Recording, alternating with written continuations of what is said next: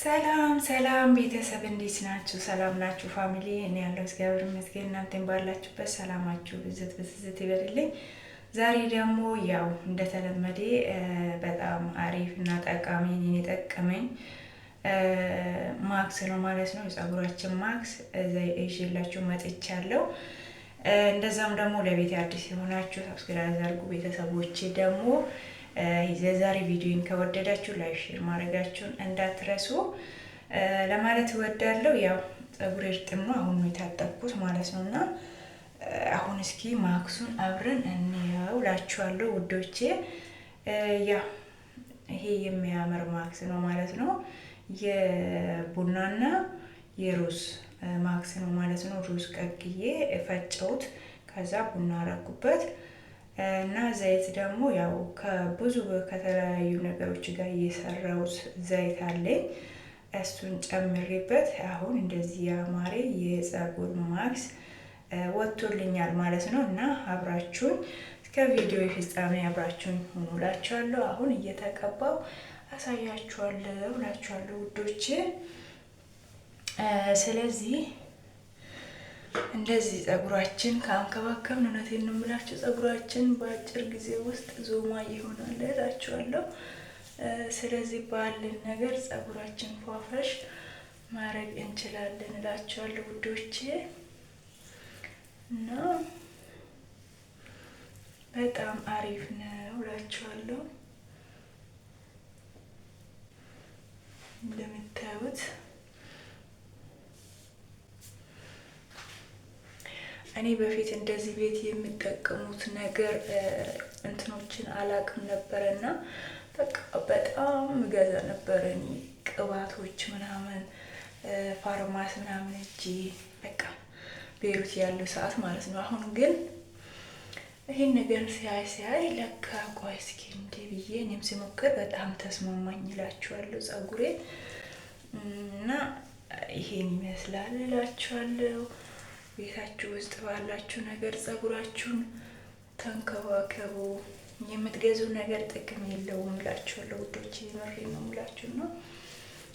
እኔም አልጠቀመኝም እላችኋለሁ። እና እንደዚህ ተቀቡ በደንብ።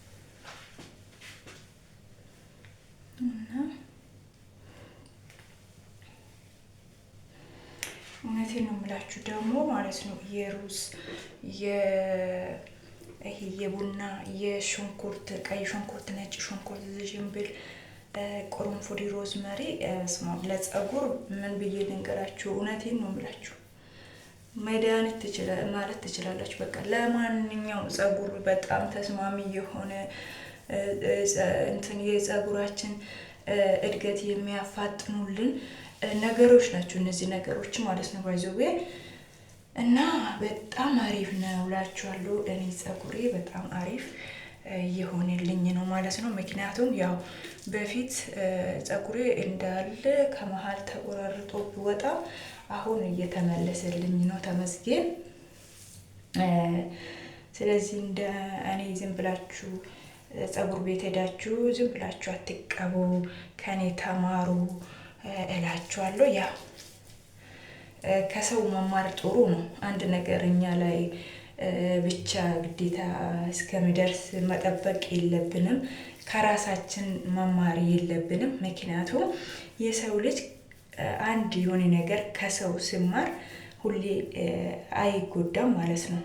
ግን ብዙ ጊዜ አንድ ሰው አንድ ነገር ሲሆን እንዲህ ነው ይሄ ነገር ከኔ ተማሩ ምናምን ብለን እኛ የደረሰብን ነገሮችን ለሰው ስናካፍልላቸው አይሰሙም ብዙ ሰዎች።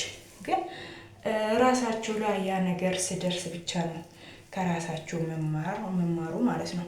ስለዚህ ከሰው መማር ጥሩ ነው እና ከኔ ተማሩ ለማለት ፈልጌ ነው ባጭሩ ውዶቼ። እኔ ጸጉሬ እውነቴን ነው የምላችሁ በጣም አሪፍ ጸጉር ነበረኝ፣ ግን እንዳለ ማለት ነው ይሄ የሚቀራልኝ ተመስገን እላችኋለሁ። አሁንም ይመለሳል፣ ምንም አይደለም። ዋና ማንከባከብ ነው እላችኋለሁ። ግን ትምህርትም ሆኖኛል ከአሁን በኋላ እኔ ጸጉር ቤት ምናምን እንደዛም ደግሞ በቃ እንደዚህ የምጠቀሙ ነገር ከሾፖች ከፋርማሲዎች ተገዝቶ የምንጠቀማቸው ነገር ላይ እንደምቆጠው አድርጎኛል ማለት ነው። እና እናንተም ደግሞ እንደዛ አድርጉ፣ ከምትገዙ ነገሮች ተቆጠቡ። ጉዳት አለው፣ ምንም ጥቅም የለውም እላችኋለሁ ውዶቼ። እና ይሄን ይመስላል እላችኋለሁ ጸጉሬ ዛሬ።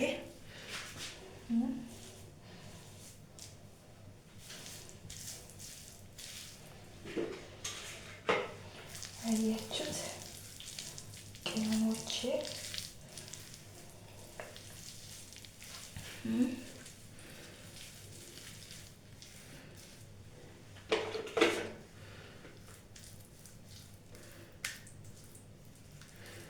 ይሄ አሁን ማለት ነው እንደዚህ አይነት ነገሮች የፈለጋችሁን ሰዓት አቆይታችሁ መታጠብ ትችላላችሁ። ጠዋት ተቀብታችሁ ማታ ልትጣጠቡ። አሁን ይሄ ቡናና ሮዝ ደግሞ ሽታ አለው የሚገርማችሁ ነገር ማለት ነው።